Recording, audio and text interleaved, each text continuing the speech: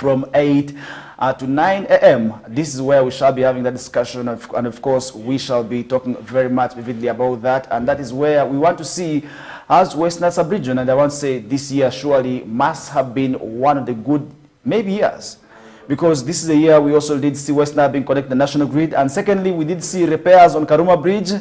Definitely I want to say, despite the challenges here and there, for instance of water flooding, definitely I should say this year was really good when it comes to infrastructure development, when it comes to connectivity. Definitely we must also really give credit to the members of parliament from this region, most especially those from the 3 sub-regions. Definitely they had also really a great impact when it comes to demanding for services. Definitely one of them will be joining through, and I will be keeping it secret for now, except by that time also when he makes it. Definitely I will be letting you know who exactly this guest of today is. But as we get to move on, so many things going to happen, both weird and also good.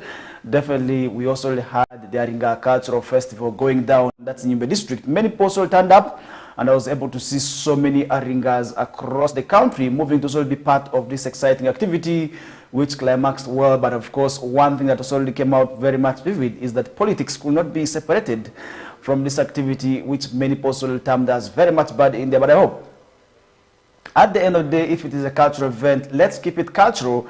We should avoid tendencies of politicizing some of these activities, because this is one thing that came out very much clearly, that some people are looking at this activity as an opportunity for them to politic, but of course that is really not acceptable.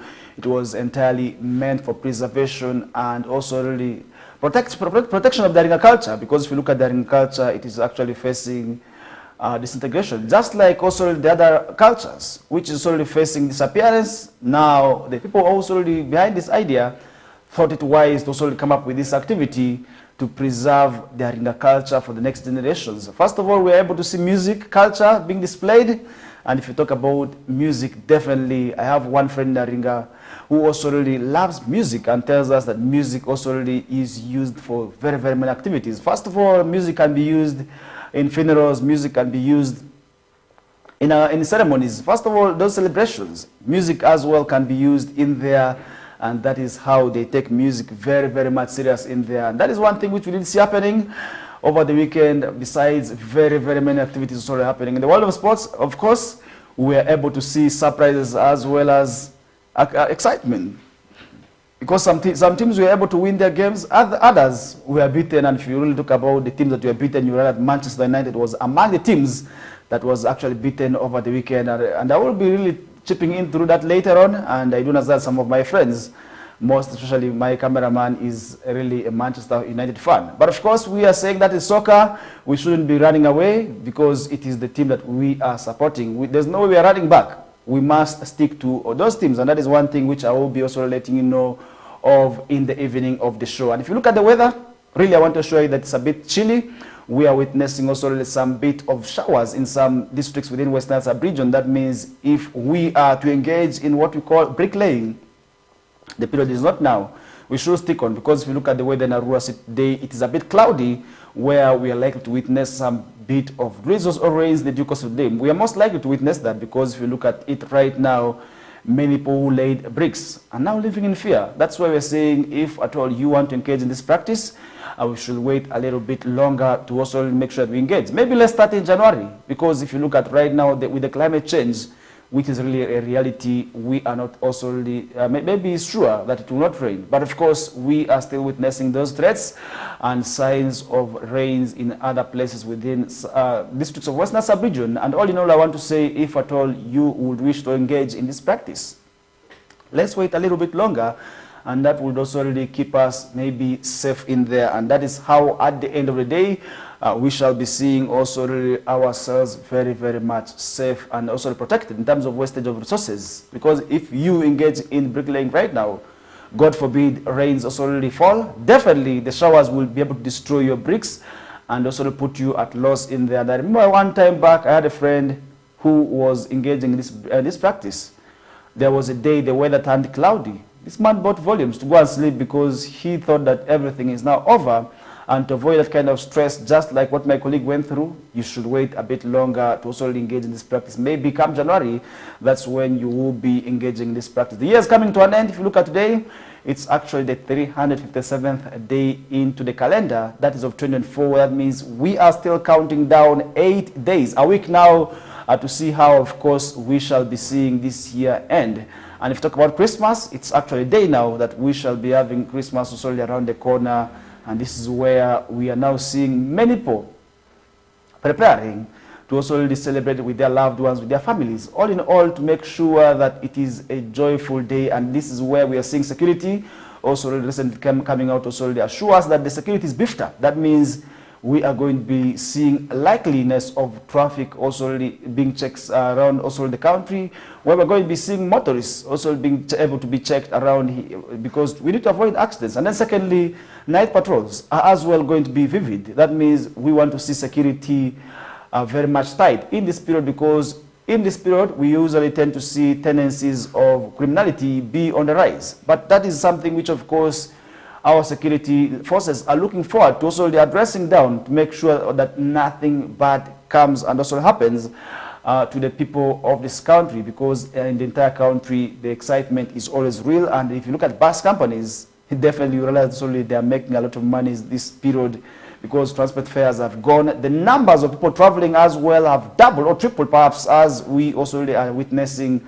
And yesterday I took a walk in most of the bus parks. You have to also really border riders numbers around the bus parks has also really witnessed a rise, because we are seeing travelers also from different locations also really moving here and there, because we have people who would wish to celebrate Christmas with their loved ones, and yet their areas of work are a bit far-fetched. And if you look at also really today, we are able to see very many buses from Kampala and from Western, as well as jetting into the country, into the region, and we are able to solely see different movements within the region, because there are some people who work in Koboko and who are living in a rural city who will wish to celebrate their Christmas in a rural city, or Terego or Maracha. They are moving, people are moving here and there, and you get to realize already, indeed, transport fares have doubled for a reason, and that's where we are seeing today people are being charged up to 80,000. But all in all, we are saying we must make sure that we travel despite all the challenges. There are pictures that I was able to see on social media where people were able to be witnessed, also really seen on vehicles, and the mission is clear that I must celebrate Christmas in the village. That is one thing which we were able to see. But of course, that goes back to early planning and also the early structuring of your journeys. To avoid such troubles, always make sure you travel early, even if 2 or 3 weeks earlier. Definitely you will be in position to reach wherever you want to reach, and that would make you safe with your families. And that is one thing which we did see. And over the weekend, we were able to also really see one of the widows in the names of Anna in Luluwiri also being handed over the piece of land which got herself in trouble with when her son connived with the area LC1 chairperson to sell this piece of land also really to a non-person in today who has been destabilizing, who has also been disturbing this vulnerable woman for that piece of land. And this matter was raised before one of the local non-governmental organizations in the country, that is Redeem International, who came up with lawyers to support this vulnerable woman in the names of Anna to reclaim back her piece of land which her son connived to sell with the LC1. Very much unfortunate and very much ironic, because at the end of the day, we do not expect a son to engage in such practices. Rather, it will be the son to protect this piece of land from being taken over by unknown persons. But where we are seeing now our own children turning against our wishes and also really joining hands with outsiders to rob us, then that is how wrong it is. And that means for those who are likely to produce children within this period, because we also tend to witness numbers of babies birth during festive seasons also being said very much high, and then we must make sure we produce. We first of all pray so that God gives us good children, and that would at the end of the day make us the children, the children who will make us proud, because we want to see children, of course, who will make us proud, not those who are going to be causing us stress. And that is where we are going to be pausing with this discussion. As we return back, we shall be looking at some of the stories on the paper this morning. I will be starting with the Monitor, where one of the headlines is really talking about son allegedly killing father over land in conflict. That is in Kabale district, as we are witnessing also that of a rural city where a son connives with the LC1 chairperson to rob very much unfortunate, and today land is a precious gift, most especially the youth who do not want to also work, who look at also quick money, for instance, also through selling land to buy borders as a quick means of survival. And really that is something which we must condemn, and I will be opening up the discussions in the second half of the show with that story. But for now, we are yet running for a short commercial break. When we get back, the discussion will be able to follow. I am Farish Majid. Stay tuned.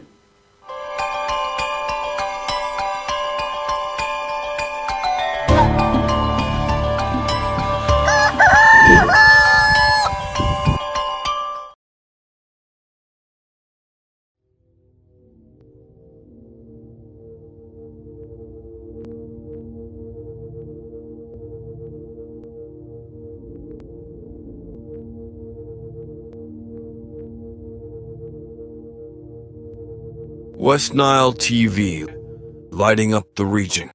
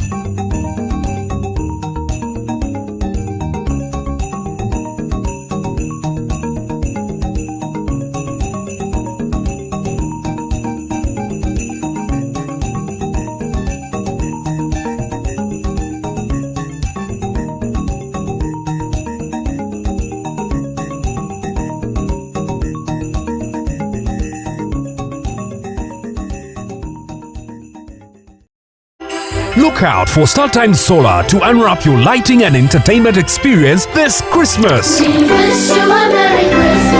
At only 700 shillings daily charge, get yourself a StarTimes S50 that comes with lighting, phone charging, strong lithium battery, radio with a flash port and a Bluetooth speaker. For more entertainment needs, get yourself a StarTimes S130 that comes with an extra 32-inch TV screen and 2 years free StarTimes subscription. StarTimes Solar, more than just solar.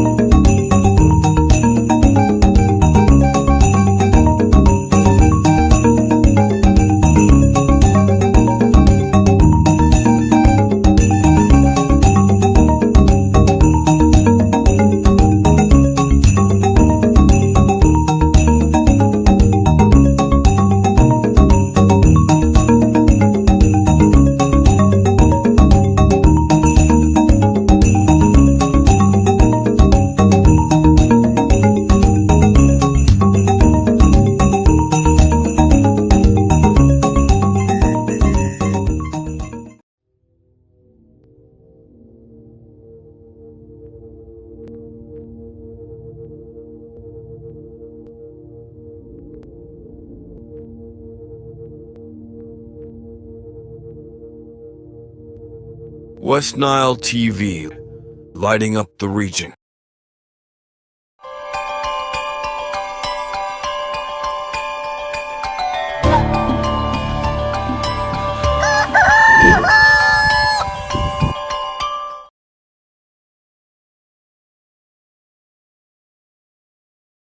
All right, welcome back into the second half of the show. I am Farish Majid, and this is still a KOKOLIRIKO live show on West Nile TV, channel 477. That's on Star Times, and on Zuku, we are on channel 0073 and Azam on 369. And of course, online to give you a 360 coverage of what is happening across the entire country. And this is where we are looking down to the end of the year. 8 days down the road, and that means we are yet counting down to see how, of course, the year will be coming to an end. Definitely, we must pray that nothing bad happens to us in these remaining days, and to make sure that we enter 2025 in a way that is also really very much exciting, and of course, with a lot of blessings in there. And this is where we must pray that should turn out to be one of those years that also really could be a year that we will say, yeah, this is my year, and this is exactly what we must also really pray out for, and the prayers must actually start as this year is ending. And that's where we shall be looking at those come next year, and to see how, of course, the year will be moving in our way in there. And earlier on, we're talking about issues of land conflicts, where today families are involved in this, where children are up in Aragos with parents.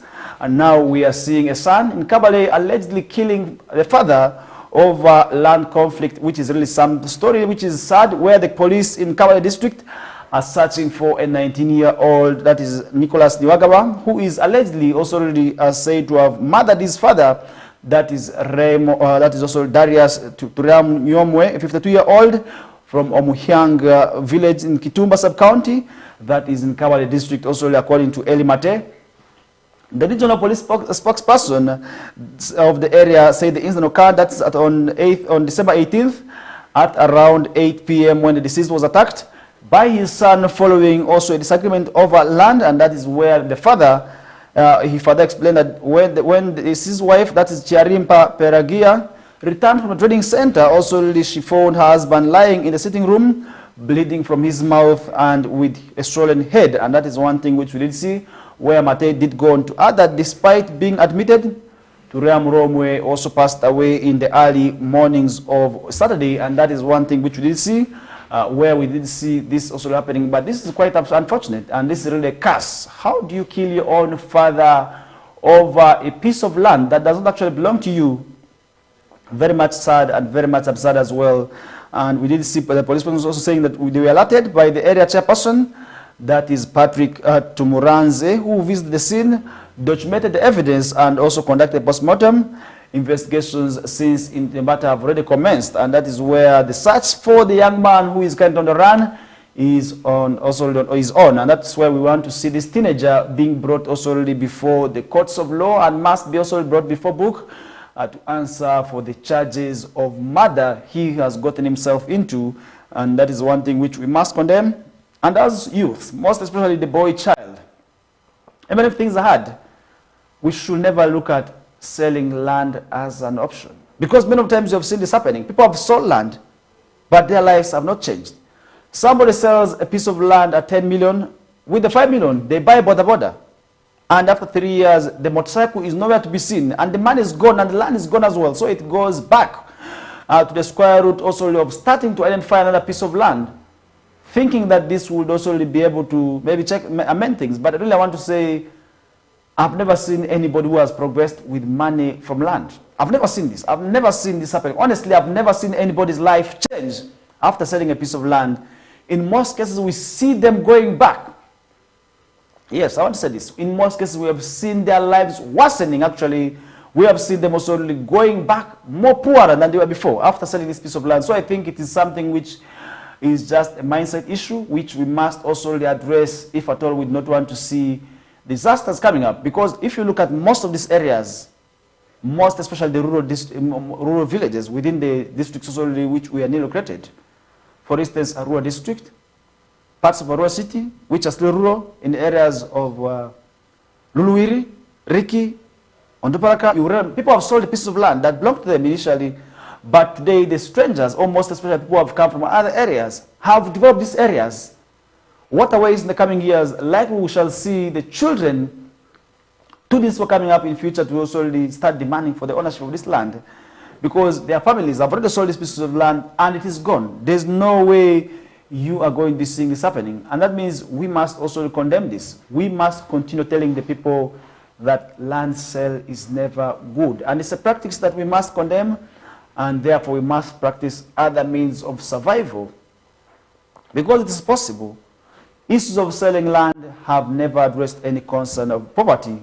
We have except seen people going back worse than they were before, and that is one thing which at the end of the day we must admit, that selling of land is never a solution to poverty, and it is only a mindset change that we must also really advocate for if at all we want to see our lives change, and if at all we want to see our lives improve. And that is one thing which I will also really ask the people of Western Sub-Region on, because if you look at some of the rural areas, most especially within Aivu division, you people have sold pieces of land. Most of these areas that are being developed are developed by outsiders.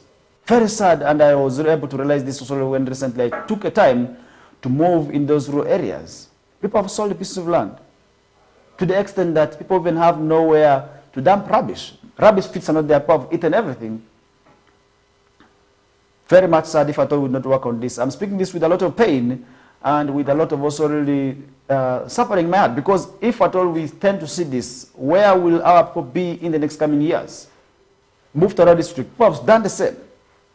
Terego, people are almost doing the same, because recently we had stories of people selling land at 100 million, at 50 million, at 10 million, but the money will not be there in the next coming 3 years. I want to give them 3 years. Money also from a piece of land, I've never seen it changing anybody's life, but that is also a piece of land. You either choose to eat it now and suffer later, or else suffer now and enjoy the privileges with your family together in the coming years, because at the end of the day, your children who will progress, let's get our children who will also get blessed, will want to come to the villages and celebrate maybe times like this, like Christmas time with you.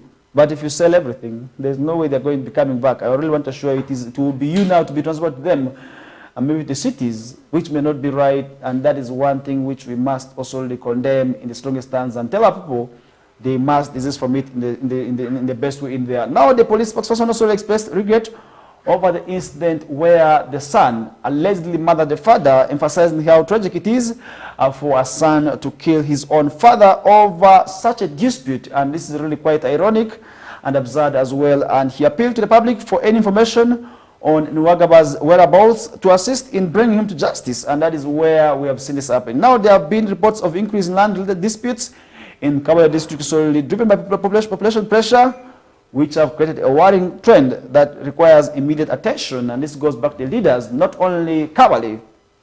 We may be talking about this happening in Kabale, not knowing that this is the same trend happening elsewhere in the entire country, and also not sparing the region. Definitely we must join hands and talk about issues of land. Most especially, let's sensitize the youths who are currently the ones who are behind selling this land, because we hear stories. Somebody sells a piece of land to buy a motorcycle, others sell it to move abroad. These are stories that we hear. We don't know about them, but we hear, and we know that this is the truth.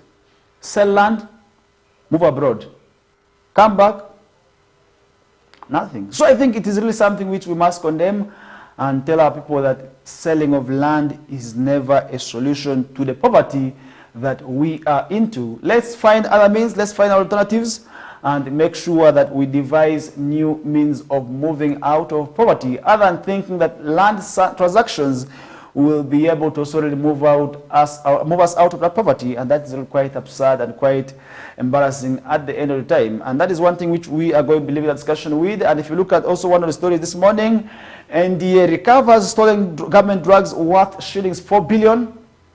Where these drugs go to, and one of these drugs that we are talking about this morning is ARVs, which is also sold in foreign countries. And this is where we did see the regulator of the drugs, National Drug Authority in Uganda, sounds warning over illegal sales of stolen ARVs in foreign countries. And this is something which we are seeing on the monitor.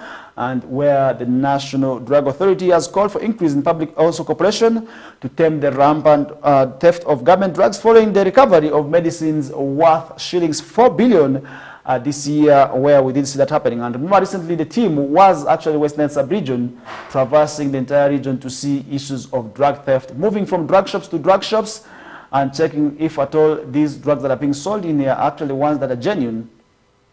Now the report is final off, where drugs are said to be stolen at also really a tune of 4 billion. And if you look at 4 billion and you wonder where these drugs come from and who lets these drugs out of the outlets, then definitely these are the questions that we must be asking. How do these drugs find themselves into these markets is what remains unknown. But of course, this is where I needed also to ask NDA next time to put efforts to see how and who are these people stealing these drugs, to make sure that we avoid and maybe reduce the numbers to also lead to a lesser rate in there. Now, Mr. Abiyaz Rwamwizi, the National Drug Authority spokesman, told journalists that some of the medicines were recovered during targeted operation by authorities in Kampala and Wakiso districts in there, and that is one thing which we did see happening, where Dr. Alfred Akali, an officer of the NDA Enforcement Unity, said during the targeted operation in Kampala and Wakiso, they recovered the antiretroviral drugs and closed illegal drug outlets, and which was the same case also witnessed in Western sub-region, where we were able to see the team move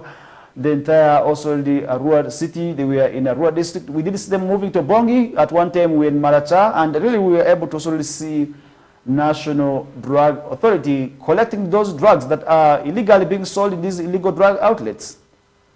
And if you look at the drug outlets today, you will realize that already many of the times they are being run by people who are not qualified. These are people not professionals, and at the end of the day, they put the lives of the people they serve at risk. Issues of also the quacks.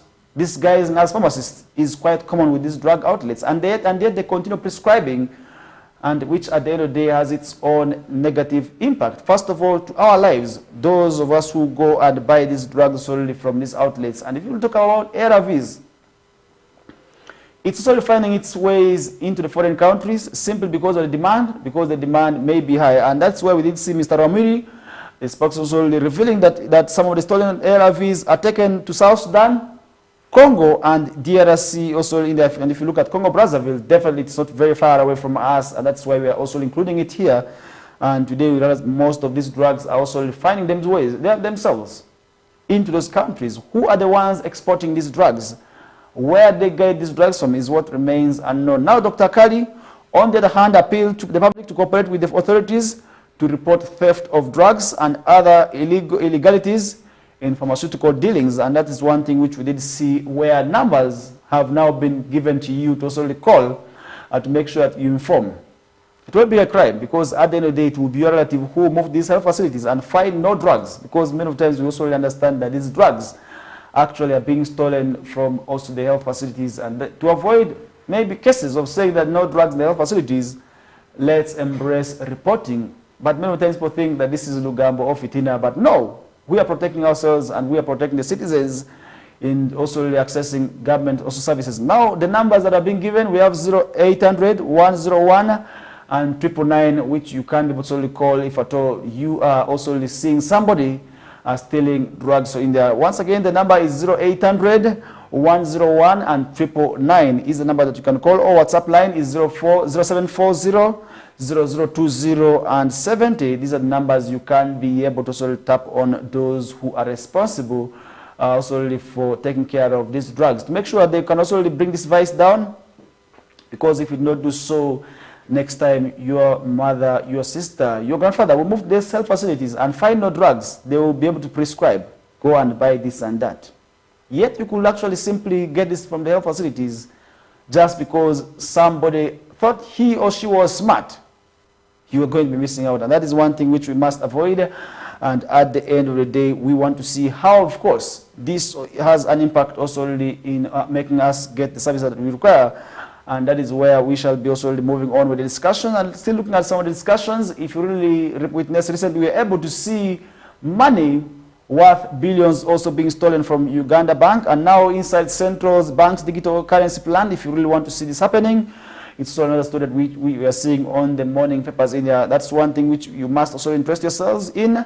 And definitely you can be in position to find that story on the morning pass. We are counting down 10 minutes to wind up with this hour, where we look forward to be joined by our guest also in the second hour of the show. But as we are getting to move on, definitely so many stories also continue to happen, and I will be letting you know of what is happening in the papers. And this is also where we want to give you a 360 coverage of the entire country in these 2 hours. And this is where we started it with also what's happening in the region.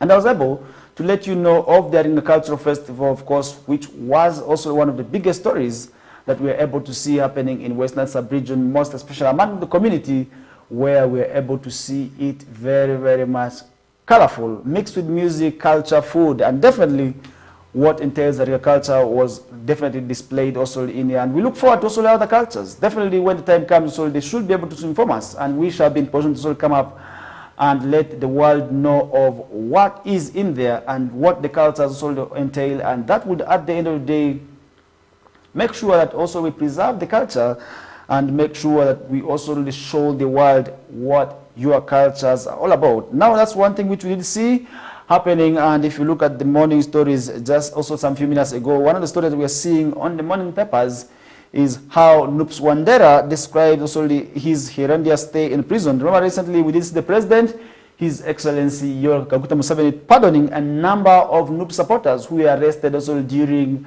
the period of the last general election, and after spending about 4 years. Most of them have been granted also the bail, and now they're out. And that is one thing which we did see, where a number of them were also able to narrate their deal of the times they spent in prison, which are also really very much scary in there. And by then also some of them were also leaders, mobilized as well as security personnel, who also supported, that is the NUP principal, that is Robert Chagulanyi, and many of them who were arrested came out to also narrate stories that are a bit scary. And as we are looking down to 2026 general elections, today I really want to show you that we are counting less than 12 months also to see that we engage into the next general election. But the question is, how ready are we for these elections? Because now we are seeing also such also threats and also happening, because already people are showing interest in various positions, and the incumbents as well are also seeking to be also re-elected. But how do we want to see these elections be peaceful? Because we do not want to see people also losing their lives in these elections, and that is where at the end of the day it will be very, very much bad. And that is one thing which we did see happening. And remember, in prison, most of them also had the issues of bad food, and that is where also really they talk about soup, because prison, recently I was also in there and I went to visit a brother. It is really some place that is not good, because the kind of food this people feed on reminds me of one of the books that I was able to read. That's Oliver Twist. Definitely, if you know the kind of food that these people are being fed on, it's exactly what we are seeing in our prisons. And that is one thing which we also want to say, to avoid finding ourselves in there. Let's avoid issues of breaking the law, and that would also, at the end of the day, make sure that we are not part of the people who will be taken to prison for different crimes. And that would be very much bad for us to solely see in there. And that is one thing which we did see happening. And I hope at the right time also really, that is where we shall be seeing also really those issues surrounding the kind of ill treatment or ill stay in prisons also really be avoided in there. And that is where we expect government to also improve on the livelihoods of the inmates, or to call the prisoners. Because if you look at the prisons also really, definitely most of these facilities are having tendencies of bad food, which is really very much bad, because it's against the rights of these people, because despite being in prisons, they still have their own rights. Human rights are fundamental, and that is where access to food is also really something which government must ensure that it is not also really left out in there. And that is one thing which we are seeing on the morning papers this morning. And looking at some of the stories happening, police intensify road safety operations for festive season. Definitely is quite good. And some of the stories which we are seeing also in the morning paper. And if you look at issues of beefing up security, definitely from the period of tomorrow, we are going to be seeing a lot of excitement. And of course, those who have been saving their monies in different parts of the country already with us. The Basamas, what we call the Basamas, or the Richogas, already with us, the villages, and that is where at the end of the day, they may also respond. But we are saying celebrate your money with caution, because January is not very far from now. In January, we shall be seeing the schools also opening, And definitely we want to see how, of course, they will be going back to school also with less challenges. And that is one thing which we also pray for.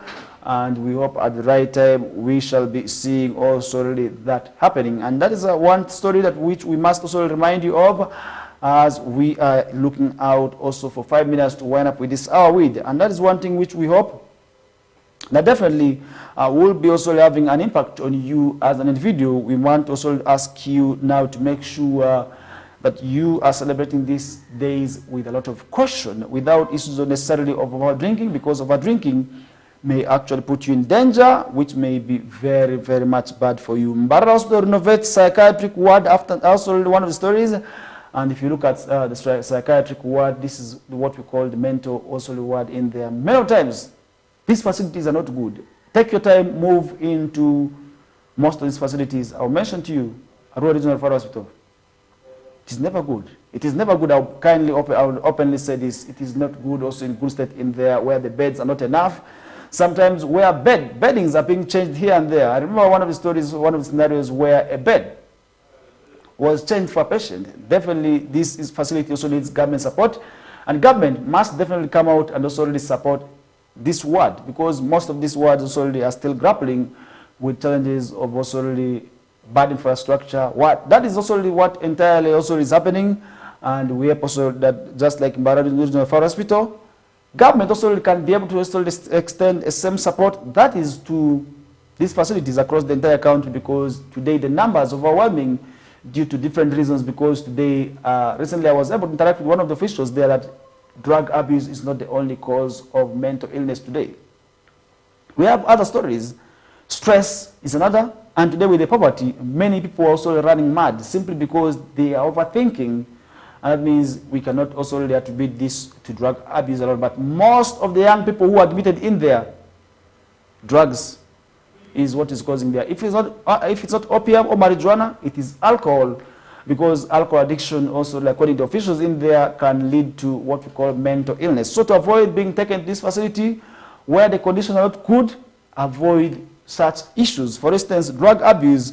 And that is one thing which at the end of the day would also really be very, very much good also really for the people around there to also make sure that they get also really the kind of treatment that they deserve. And that is where at the end of the day we would wish to see how this, of course, will be unfolding. And that is one thing which we are keenly following up on. And we hope at the right time also really we shall be seeing that also really changing. And that is one issue which also really I feel you as the viewer deserves to be reminded of as we get to move on with the show. And this is the KOKOLIRIKO live show on West Nile TV. In case you are just joining us right about now, I want to take this opportunity to welcome you on board from wherever you are watching us from. And we have already discussed a number of issues in the first hour, where we are able to talk about a number of stories. And of course, you as the viewer who was with us right from the time we began up this hour of the morning, you can still keep your comments coming through on the comment section for those of you watching us via YouTube and Facebook, and I will be still checking through some of your comments. For now, we are going to be running for a short commercial break.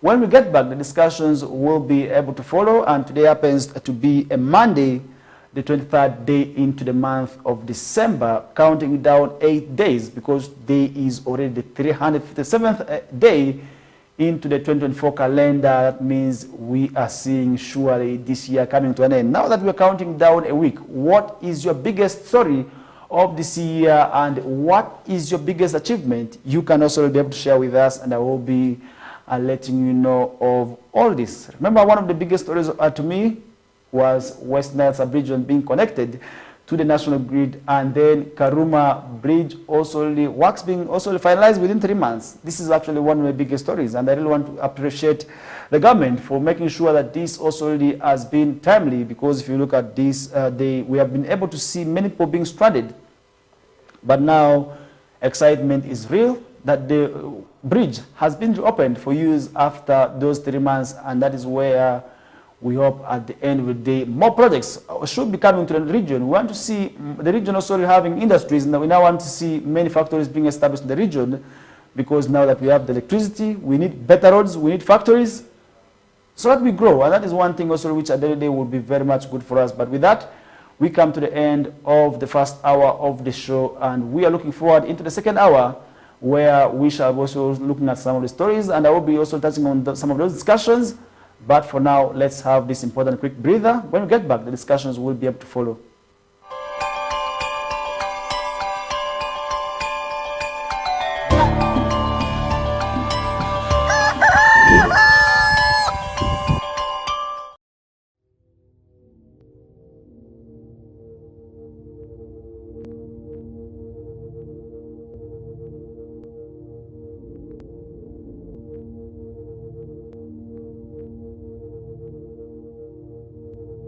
West Nile TV, lighting up the region.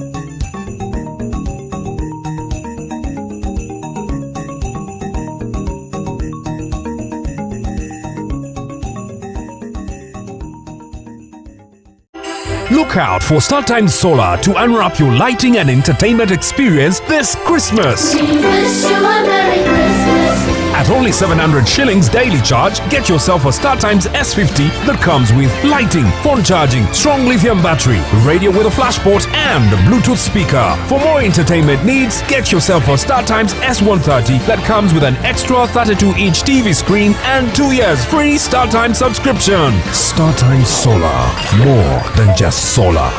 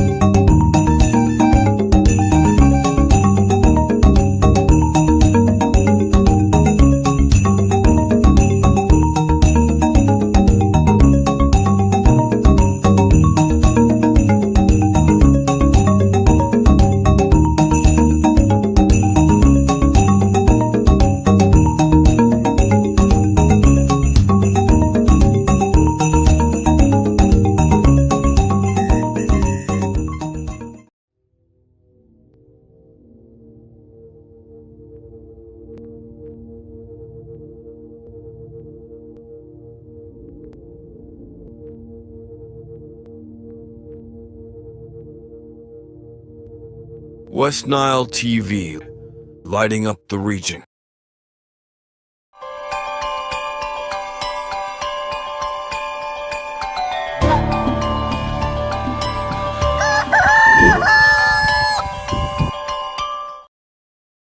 right, welcome back. We are 5 minutes into the second hour of the show, which is from 8 to 9. And this is where we are still going to be continuing the discussions.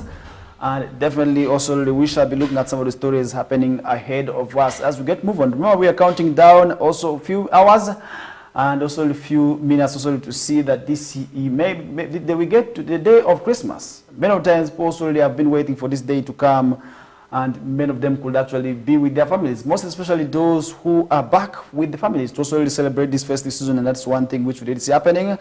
And we hope at the end of the day, we shall be seeing also that happening. Now, looking at some stories. Second, donate 10 acres of land for Masaka District Headquarters.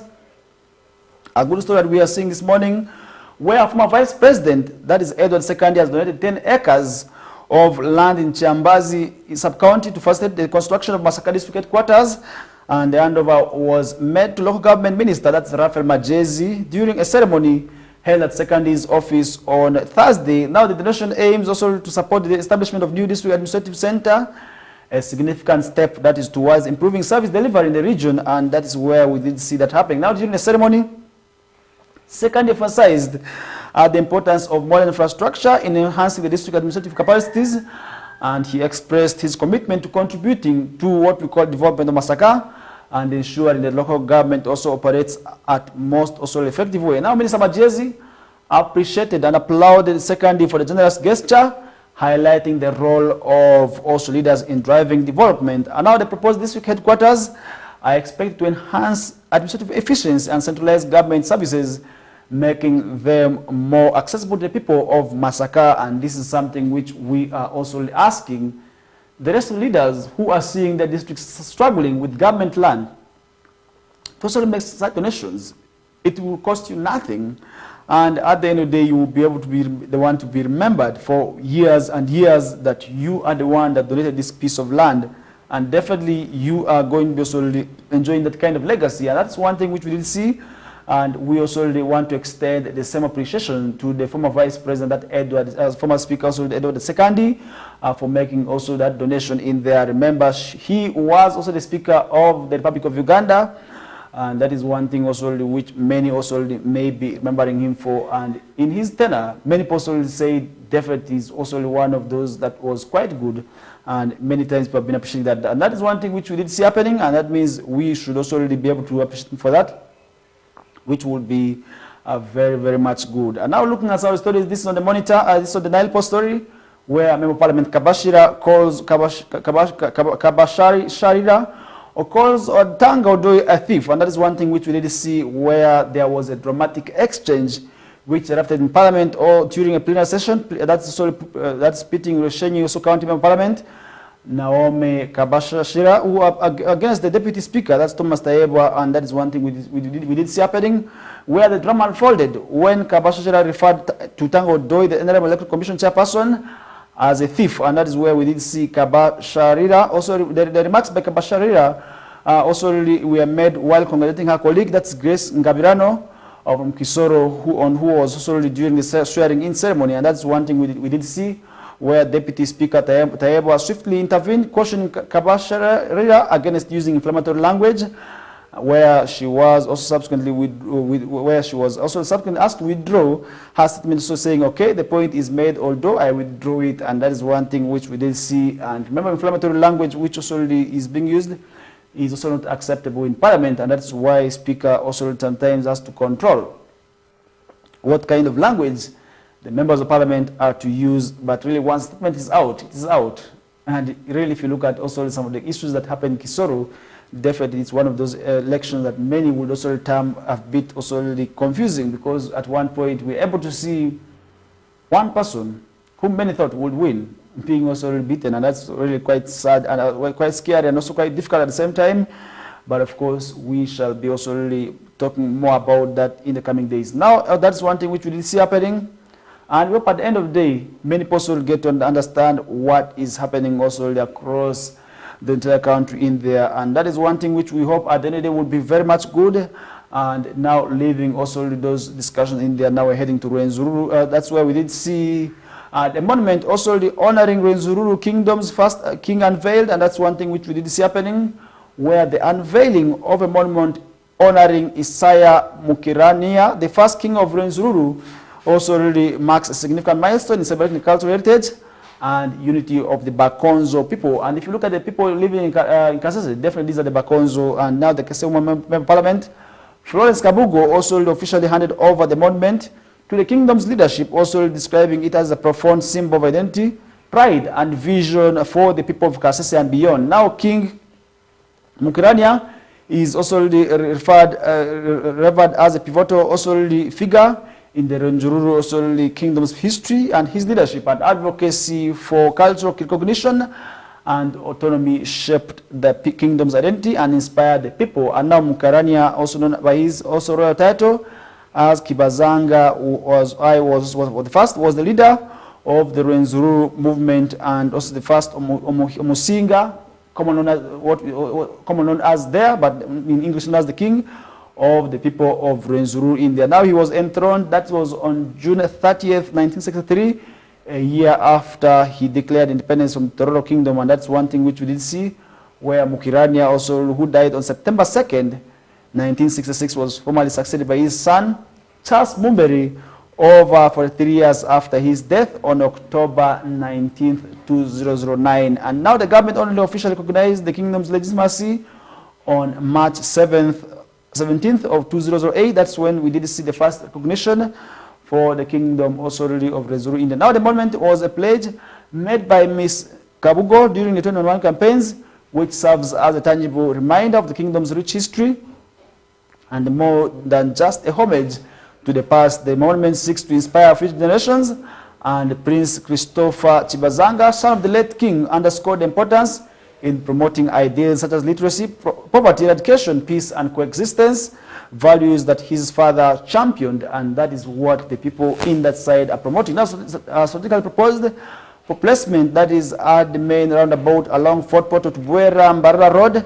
The monument is expected to attract tourists, boosting Kasese's local economy. Now the Rwenzururu Kingdom also Minister for Culture, Agnacia Katia, expressed optimism about its potential to drive cultural tourism and regional development, and that is one thing which we did see happen. Now Ms. Kabugo praised the kingdom's leadership, the royal family, for the support in making a project also really a reality despite the significant costs, and now that is one thing also really she was able to also really appreciate this for. And remember, this was in her 2021 manifesto when she was aspiring as a member of parliament. Now she has fulfilled this. Definitely, I believe the people also of Kasese will be excited now that she has fulfilled this, because many times we have leaders who may come up and make promises here and there, but when it comes to fulfillment, the promises are never fulfilled, and that is why it becomes a great concern. Now the final decision on the monument's exact placement remains also pending discussions with Kasese municipality leadership and the Uganda National Road Authority.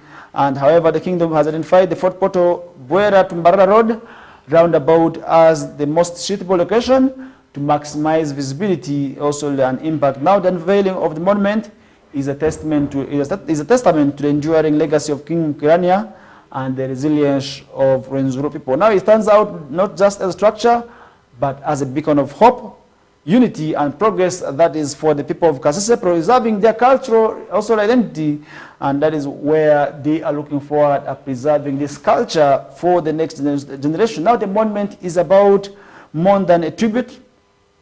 It's a powerful reminder of Bakonzo journey, their struggles and their aspirations, ensuring the legacy of the king continues. That is also to inspire generations to come. And if you look at some of these monuments, definitely many people are inspired by this, and many of the times they also feel this would also really inspire many people, most especially those who witness this on media, to come up and see this. And this would also at the end of the day bring money for the Bakonzo, most especially for the palace.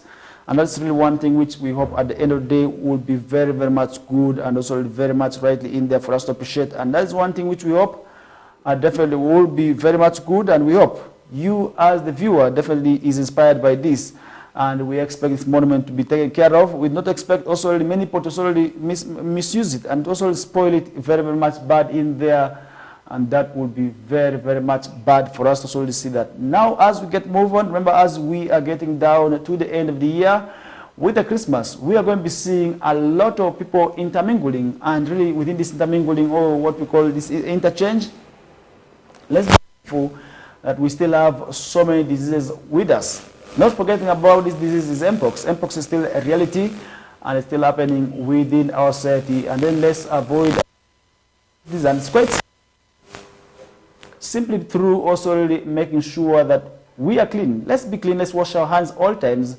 Let's avoid sharing clothes, and that will be very, very much good for us to solely spare ourselves, also protect ourselves from getting this disease, and that is where Mpox will be very, very much good for us to solely see that. And now, remember, Mpox is also already with us. Not only that, we have measles, and the measles outbreak also really sends shockwaves through Nansana municipality, and we may be talking about Nansana, but of course, the same thing could be happening elsewhere in the entire country. Now, fear and uncertainty grips, that is Nansana municipality, following a confirmed measles outbreak that has left parents terrified and health officials scrambling to contain the further spread of this disease. Now, reports of increasing numbers of children exhibiting measles symptoms have flooded local also health facilities, prompting a public health emergency declaration in the area. Now, the outbreak, I first also reported also last week, has also really already seen dozens of confirmed cases, with the majority of it being children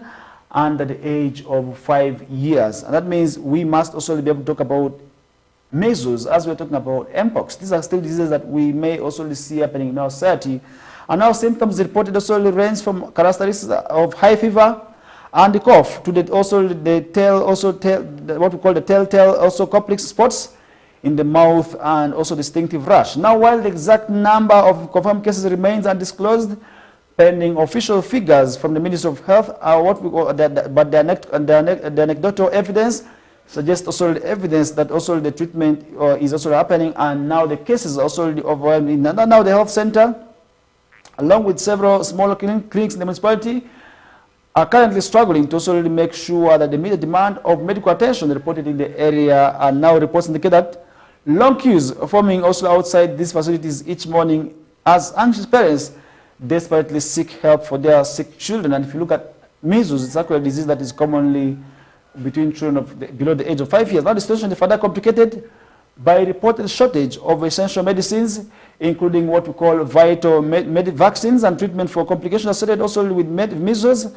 And now the rapid spread of measles virus has also been attributed to several factors, including low vaccination rates, poor sanitation, overcrowding in some areas, and the general lack of awareness about the disease and its prevention. And that's where behavior change communication is actually very much key in here, and that's where we expect the health officials, now the VHTs, also to come up on board and sensitize their area people about this disease of measles. But many times people still have negative tendencies when it comes to vaccination. That's why they also opt not to take their children for vaccinations against measles and also the other diseases. And that is one thing which we are saying, to avoid such panic. After giving birth, let's embrace taking our children for this vaccination, and that will be very, very much good. And now many parents in Nansana, a rapidly growing municipality in the outskirts of Kampala, are reportedly said to be hesitant to vaccinate their children due to misconceptions and misinformation circulating also within the community. And if you look at miscommunication and misinformation, that this disease, if you vaccinate yourself, it will be able to cause this and that.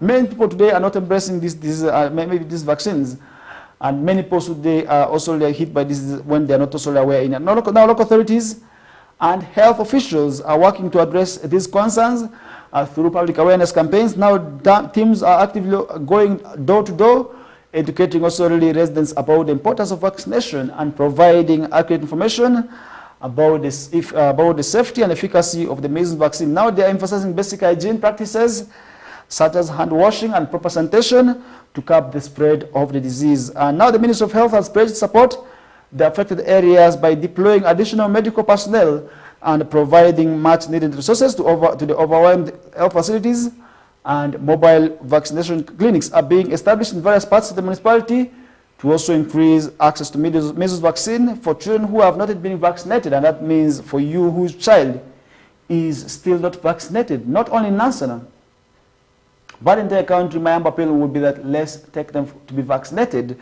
so that at the end of the day, we're not part of the category that's going to be living in panic, that's going to be living in fear of contracting this disease, and it's quite simple. Now, however, challenges remain clear that the sheer scale of the outbreak, coupled with also limited resources and logistical difficulties, a densely populated area like Nansana poses a significant hurdle in containing the further spread of the virus. Now, experts warn that also that without a swift and concerted effort, the outbreak could continue to spread, also potentially leading to more severe consequences, particularly among vulnerable children with compromised immune systems.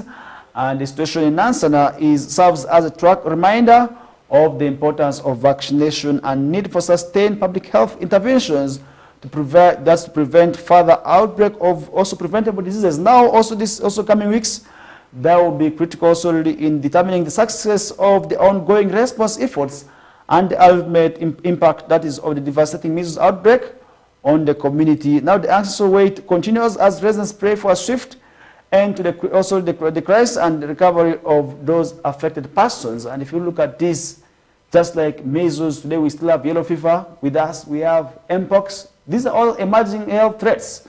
That means we must also do something to protect ourselves. That means you who is watching right now, you should be mindful of how you spend your days, and you must be also mindful of how you want to spend your days, and that would also be able to solely tell whether you want to spend them on wasting money on treatment or spend these little monies for maybe transport to take your children also to be vaccinated, and that would also at the end of the day leave you very, very much safe to also make sure that you are avoided, first of all, in terms of getting this disease in there. And that is one thing which at the end of the day, we must also be able to join our hands to end, because if we do not do this, then definitely we may also be in position to solely avoid, we may not be in position to also avoid ourselves from getting this disease, and that would be very, very much bad for you as the viewer watching me this morning to also contract this disease, and yet you would also use these monies for doing other things, and that will be quite well, and we hope at the end of the day that this also will be very, very much good. And now government also suffers 93 magistrates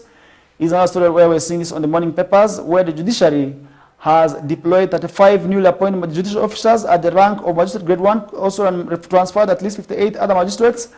And according to a press statement released by the Judiciary Media Unit on Friday last week, the deployment also takes immediate effect, and that is one thing which we are seeing. But how good is this?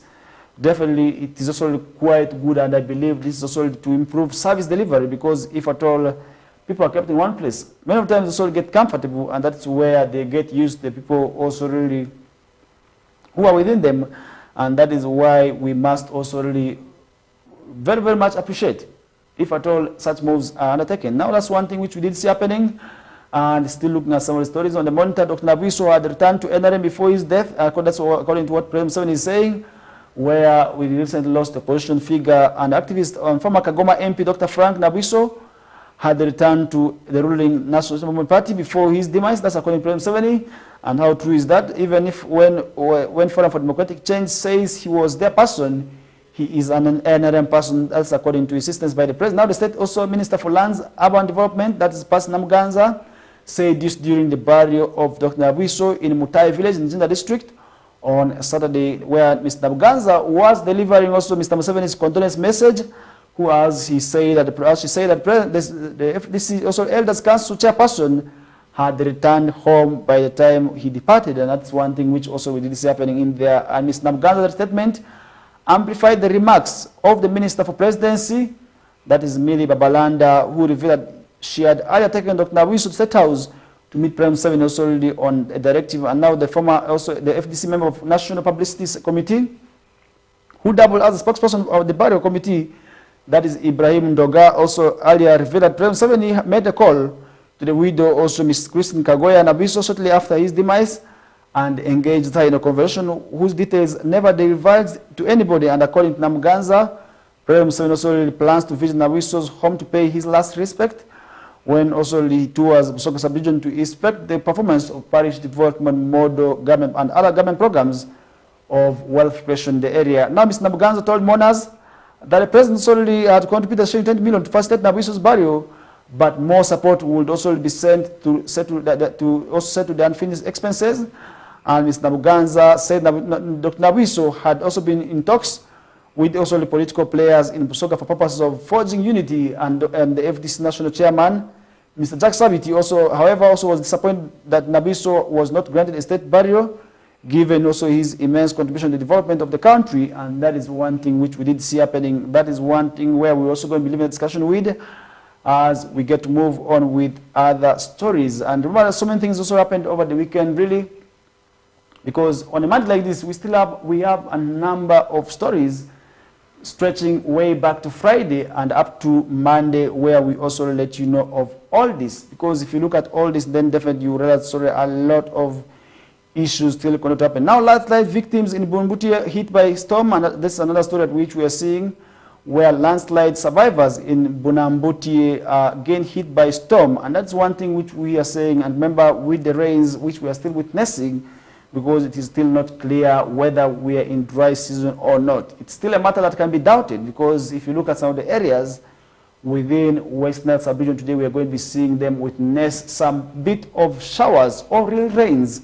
That means we are not still fully in the dry season, and that means we must also really be able to identify what exactly that means. And that's one thing which we are seeing, where we hope at the end of the day that would be quite good. Now, Katikiro Maiga tax tips journalists on upgrading academic levels is that story which we are seeing this morning, where the Premier of Buganda Kingdom, Mr. Charles Peter Maiga, has urged journalists to upgrade their academic qualifications to remain relevant in the field of journalism. Now, speaking to the media during the end of year engagement at Bulange Mengo on Saturday, Katikiro Maiga also emphasized that advancing one's professional qualifications leads to enhanced learning experience and practice, which also in time also improves on the experience. And he made these remarks while speaking to media during the end of year also the engagement at Bulange, where also journalists were invited. Now, if I don't know, the integrity of journalists depend on the truthfulness and depth of news they report. And Maiga cautioned the journalists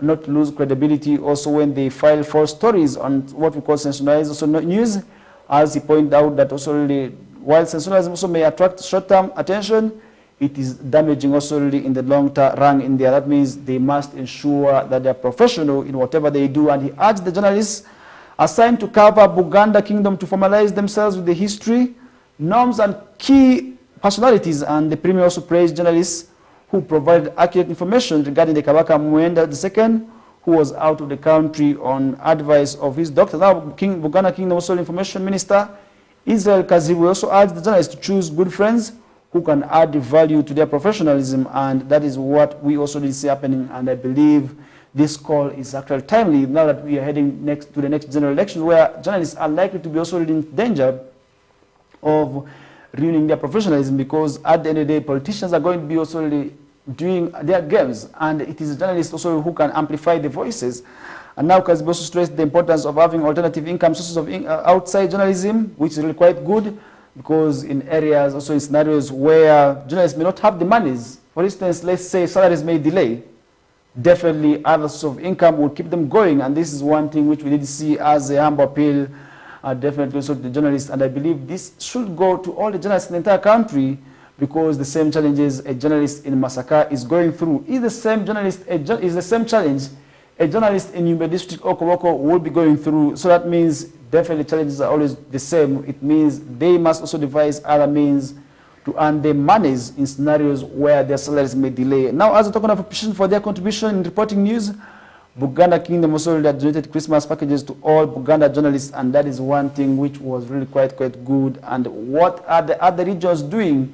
What are the other places doing in terms of appreciating the journalists is what also remains critical in there, and that is one thing which we hope is really worth appreciated of. And we want to thank also the Buganda Kingdom also for appreciating all those journalists, and we hope at the end of the day other journalists in other areas also will be able to pick this experience to build on their professionalism, and that will be quite good. And as we get move on, we are going to be running for the final break of the day.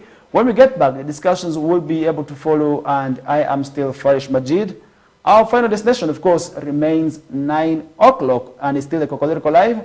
That comes your ways every Mondays to Fridays, right from 7 o'clock until 9 o'clock in the morning. For now, we are taking a short commercial break. When we get back, the discussions will be able to follow.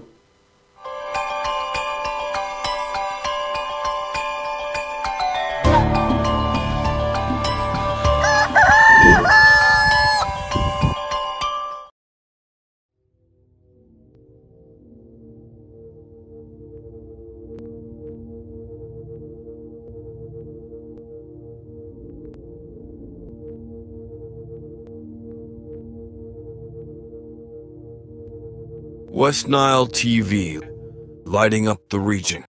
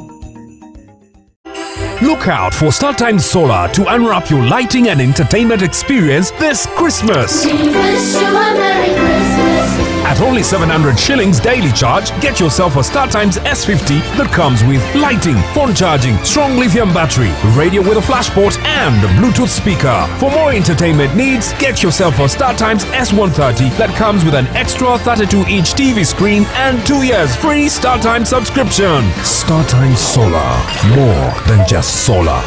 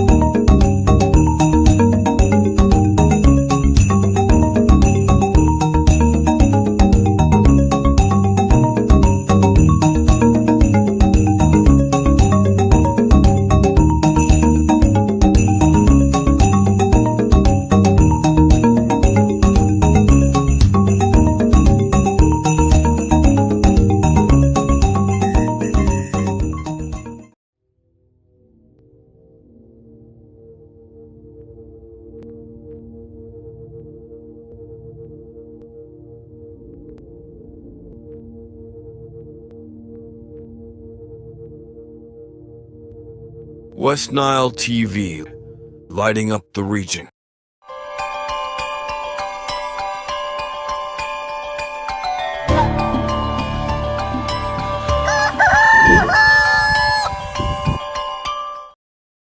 All right, welcome back into the second half of the show, and which is actually last hour of the show, where we are going to be looking at some of the stories happening on the morning papers. Remember, over the years, we have been talking about congestion at Uganda Cancer Institute. Now, student cancer patients get new tent amid calls to establish permanent accommodation structure is another story which we are seeing on the morning papers. And you who has never been to that facility, definitely you'll be able to understand what exactly is happening at the Cancer Institute based at Mulago in Kampala. Definitely cancer patients, largely those from up-country districts who cannot commute also as they undergo rounds of treatment in Kampala-based Uganda Cancer Institute.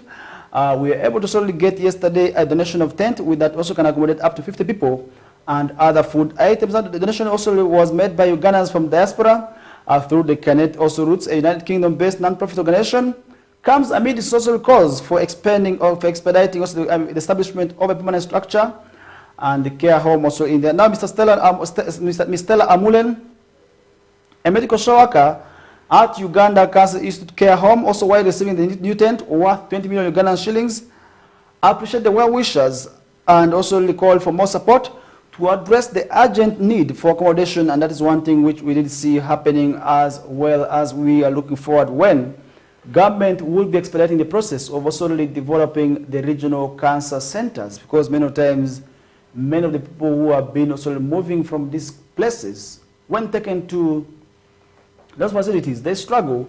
They also find it difficult to also access also medical care in there, and that's why it becomes a challenge, which of course we are also asking you as the viewer to also keep advocating for as we are getting closer to the next general elections. And if at all, we all join hands and say the leaders must also go to parliament and in the next term also to advocate for improvement of the cancer centers, then definitely will be quite good. Now, the majority of the cancer patients at Uganda Cancer Institute, an 80-bed capacity facility which gets 7,000 new patients yearly, do not get admitted. We also seeing also they receive treatment as outpatients without also the money to pay for hotel, tight treatment and schedules, and also long distance to their homes. Many can't also get also home between rounds of chemotherapy or radiotherapy, and that's where some patients and caretakers often spend days or weeks outside also the hospital's concrete veranda, which puts them also at risk of other diseases such as malaria and hygiene-related infections. And that is one thing which we did see happening. And really, I want to say this is the reality of what's happening at Mulago. There was a time I had my aunt who was admitted in there, but really you get that also if you do not have money. Suffering is what will await for you at the facility, but this is also something which becomes dangerous, where we're asking if government would also be able to identify these diseases early. That would also be quite well. Ms. Susan Kaitesi, a health practitioner that is in the United Kingdom, also led the team donating the tent and food items, so really among other also activities, also said there is need to increase cancer prevention efforts such as human papilloma virus, vaccination also really for preventing cervical cancer, and also to improve early cancer diagnosis, to improve survival rate in there. And if you look at cancer, doctors say if at all it is detected early, you have chances of surviving and also really avoiding deaths. But when it's detected late, for instance, in stage 3 and stage 4, it becomes difficult also for medical practitioners to work on you. But that is where also most cases we get to also realize that we have cancer, because when it is beginning, in most cases we think it is just something small, not knowing it will also really turn out to be cancer.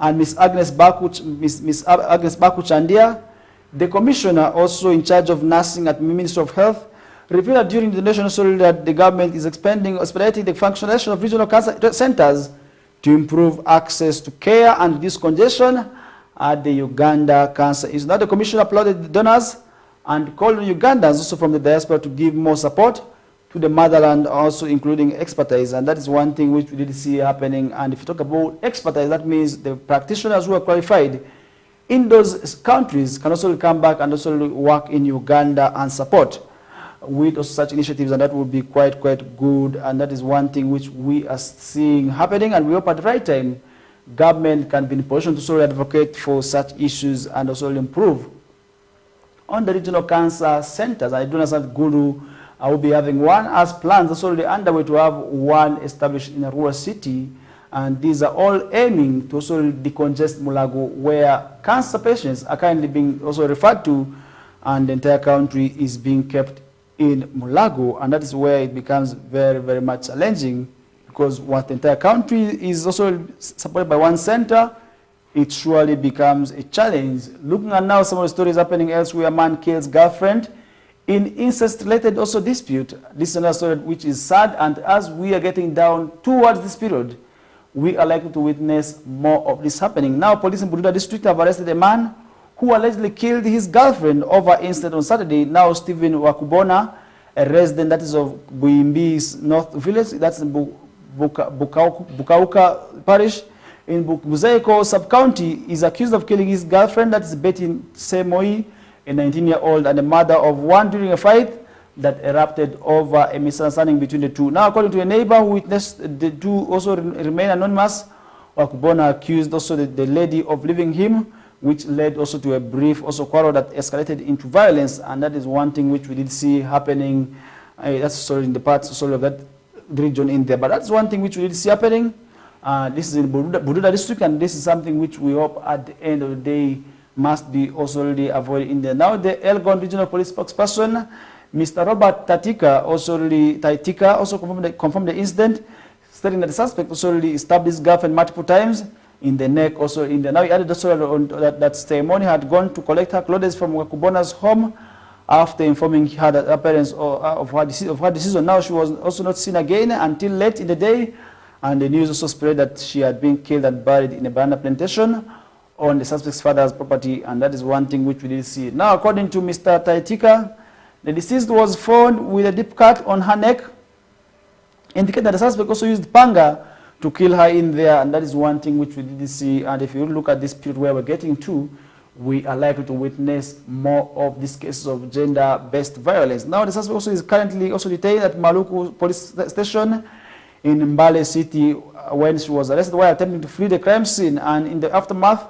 of the incident, we did see relatives and residents of the deceased attacked and destroyed the suspect's property, where several houses, banana plantation, and other properties belonging to the suspect, as well as neighbors' houses, were burnt down in revenge in there. Now, the body of the suspect, also really of the deceased, has been transported, that's to Bududa Hospital mortuary, pending autopsy to aid further investigation. Now, according to annual police crime reports of 2023, 99 cases of incest were registered this year, compared to 52 in the 2022 report.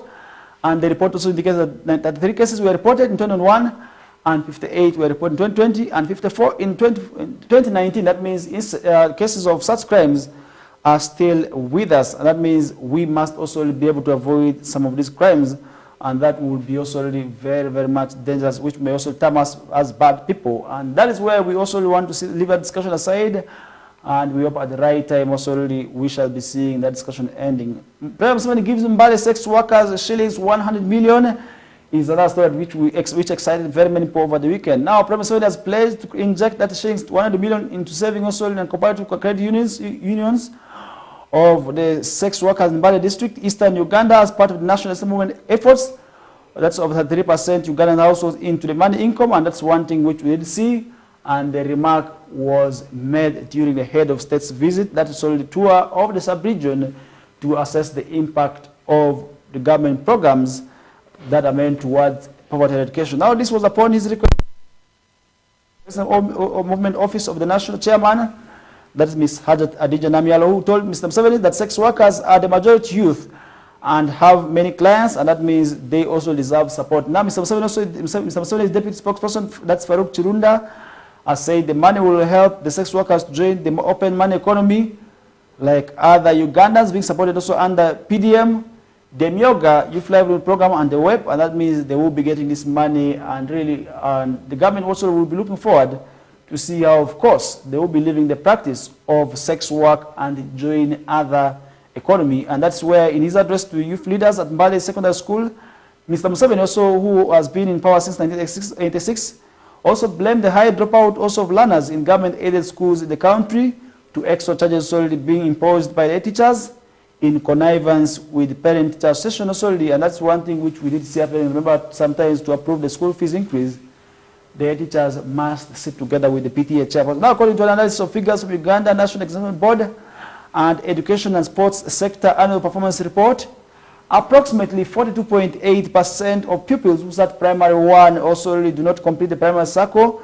That's of P7, and that means, the statistics means that almost 43% of every 100 pupils drop out before finishing P7. Now, the analysis further indicated that 46.4% female pupils not drop out also really before completing primary 7, compared to 44.2% of the boys, who also drop out at the end of the day in there. Now, among the extra charges included as fees for development, tests, reams of paper, feeding, and weekend coaching, which contravenes also of the Education Act of 2008, and the presidential directive also comes in that line. That means we are also really seeing this happening, and we must therefore also condemn this in our society, in our villages, in our areas. That is where we want to also ask the schools, most especially those that are under use or UPE, to also avoid that. Now, the government-aided schools benefit from government support in terms of human resource, teaching and non-teaching, which are paid by the government, infrastructure development, and quarterly releases of capitation grants,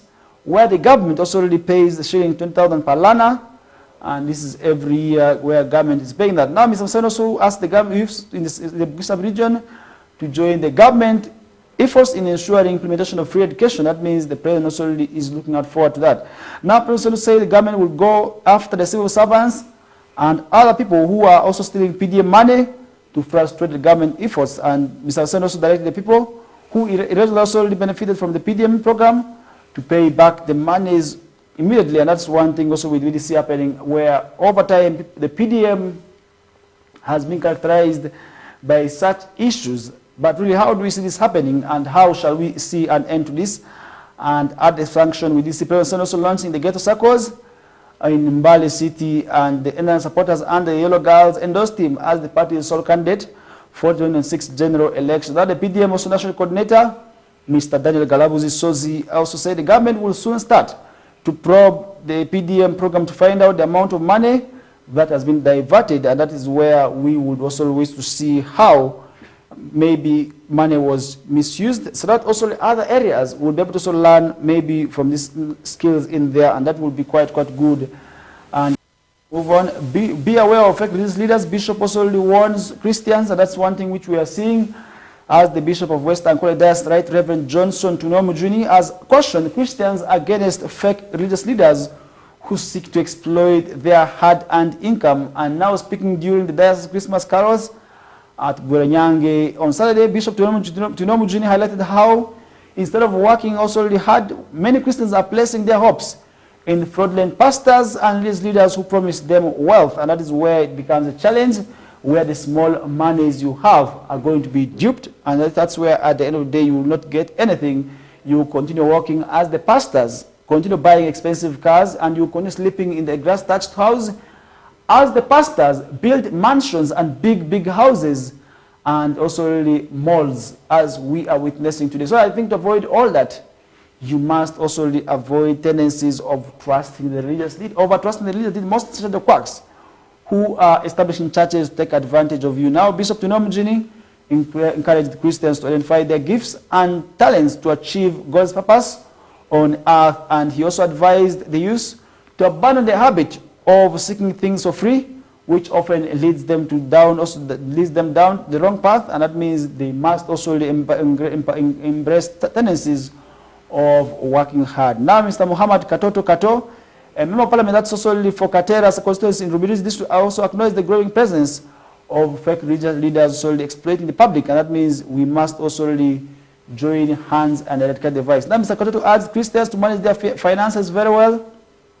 most especially during the Christmas season, reminding them of other responsibilities coming also ahead of them in the next year, for instance, paying school fees. That means if at all you are going to be spending everything today, then you risk also losing monies that would also really change your life, as we are looking forward to. Because if you look at next year, definitely it is not far away from us, and we hope at the end of the day you are spending your monies very much well. Let's avoid overspending or spending like how we are seeing our friends also really spending. Definitely that will not be very much well, and we hope at the end of the day also really we shall be seeing that also really changing. Now, looking at some of the stories happening in the international world, Slovak Premier also meets Putin in surprise Moscow visit. Another story we are seeing, where Slovakia's Prime Minister Robert Fico has made a surprise visit, that's to Moscow, for talks with Vladimir Putin, becoming only the third Western leader to meet Russian leader since the full-scale invasion of Ukraine 3 years ago. And that is something which we are seeing, and what are the outcomes, and likely also outcomes. Discussion is what remains unknown. But Fico, a vocal critic of the European Union support for Kiev in the war say they discussed supplies of Russian gas to Slovakia, which his country also relies on. Now a deal with Russian also really gas giant Gazprom also to transit energy to Ukraine to Slovakia is due to expire at the end of the year, and this is what we are seeing out of that area as we are running down out of time. Let's look at what's happening in the world also of sports. And over the weekend we had also very many games also played right in the regional league up to the top tier. And if you look at some of the games that were played over the weekend, we had also the game between Odramachako and also really other teams still playing. And that's one thing which we see where Ajuman Tankans also fell out to this team, and many other games as well we are played over the weekend. And more details of what's happening in the world of sports, of course, will be coming through in the world of Whistle Time. That's where we shall be seeing from 2 to 3 p.m. They will be here to also give that comprehensive and detailed analysis. But before that, let's give you also really some of the results that were played, and you will get many games we also played right from the FA Big League up the Southern Premier League. And definitely, if I can briefly give you some of the results that we played, we had a game between Bohimba also really, which we did see happening. And if you look at some of the games that we played, Arua Hill also really was able to lose to Gaddafi by 2-1. Black's Power lost to Maida, was able to beat Maida by 1-0. That means Black's Power still is maintaining the perfect lead of the log in there. And Boma also had a 1-1 draw with Ntunga Saze. Karo Karunji was able to beat by the Black Angels by 1-0, as Kataka was able to beat Bohimba by 2-1. Chigeze Homeboys and Onduparaka Football Club served for 1-1 draw, and Siinda Boys was able to beat Migo. That's some of the games that we played, and today you get to realize that certainly many of the games so in the FA Big League will be returning. That will be in 5th. That means for now the leagues are going to be pausing. We shall be seeing the leagues returning on the 5th of January, where Bohimba will be up in action against Karo Karunji, as Busoga United will be taking on Arua Hill. Gaddafi will be taking on Boma. Maida will be up in action against Kataka. That is still on the 5th, and on the 5th still we shall be seeing Ntunga Saze taking on Black's Power. On Ndupraka Football Club will be returning against Chiinda Boys in also January in the Paida. Black Angels will be up in action against Chigezi Homeboys, as Calvary will be returning up in action on the 8th, and that is how we shall be seeing our league returning. Now, what is the table starting looking like? Somebody may be interested in wanting to know that. Definitely, I want to assure you the tables keep on changing. Gaddafi has bounced on top of the log with 23 points, as Black's Power is also in the 2nd place with 23 points. On the Football Club comes in the 3rd place with 19 points, and that means we are seeing Bohimba in the 4th, as Calvary is in the 5th place. Boma is in the 6th place, as in the 7th place is Chiinda Boys. In the 8th place is Spider Black Angels. In the 9th is Karo Karunji. In the 10th is Kataka. And in the 11th position is Chigezi Homeboys. What about the last 4? The red light zone, we are seeing Ntunga Saze in there in the 12th position. The 13th place is Arua Hill Sports Club.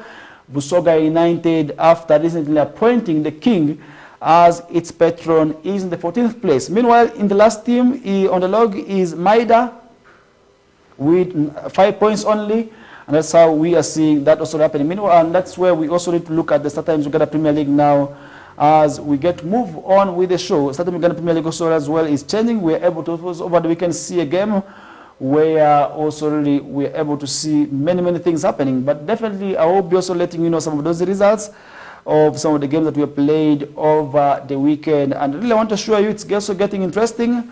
We are able to see Kitara Football Club after having a poor start of the season, and we are now seeing the team reviving its also strength, and we are now seeing them closely moving to where they belong. They were able to wallop Express Football Club by 7-0.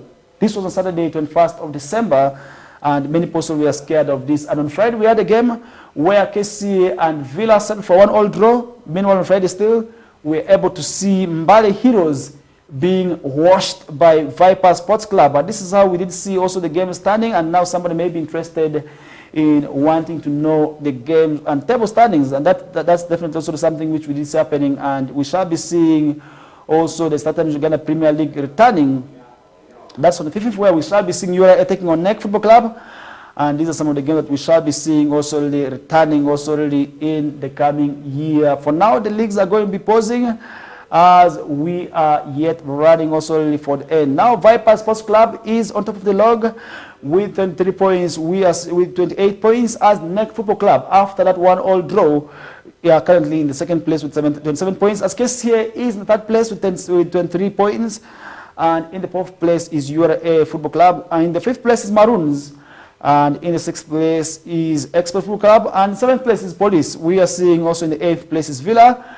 As Kitara have also moved that to the ninth place after spending days on the red light in there, but now they are in the ninth place. UPDF is in the 11th place, is in the 11th position. In the 12th position is Lugazi Football Club. 13th position is Mbara City. Meanwhile, for the last three, we have Wakiso Giants currently in the 14th place. Mbale Heroes is in the 15th position, as Bright Stars are in also the last position in there. That means we are going to be seeing that happening. Meanwhile, in the world of the European League, we also had a number of games where teams like Manchester United also had a bad day in there, as we also witnessed over the weekend in there. And if you look at some of the games that we played, right from Saturday, Aston Villa was able to beat Manchester City by 2-1, as Nottingham Forest also did go on to beat Brentford by 2-0. Ipswich was able to lose by 4-0. That's to the hands of Newcastle United, as West Ham also settled for a 1-1 draw with Brighton. Crystal Palace was miserable, beaten by Arsenal by 5-1. And on Sunday, we also had games where we were able to see Everton settling for a goalless draw with Chelsea, and Fulham as well was caught up by Southampton also to a draw in there, which was also barren, as Wolves was able to beat Leicester City by 3-0. Manchester United as well was washed by 3-0. That's by Bournemouth. Quite interesting. And we're able to see Liverpool also really beating, that is Tottenham Hotspur by 6-3. This is how interesting the English Premier League is also moving, and that is where more details of what is happening in the world of sports will be coming through with Owen Ezaga and Linda Suzy from 2 to 3 p.m. where they will be giving the results of some of the games. But for now, we are coming to the end of the show, as up next is the news bulletin in Lubarati with Feta Manuel, who is already here to let you know of what the news is also having. For now, I want to stop here and ask you still to wait for him, as he will be joining shortly from now. My name is Farish Majid. Have a good day and a good week as well, because when I talk about a good week, this is actually where we shall be having Christmas.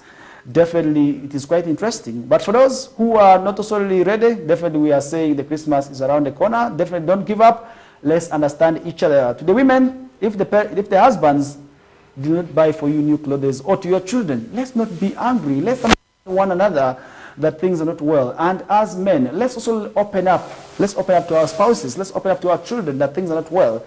And next year, hopefully, they will be putting, but definitely if we do not do this, we are going to witness fights. With that, we are stopping here. Up next is the news bulletin with Feta Manuel.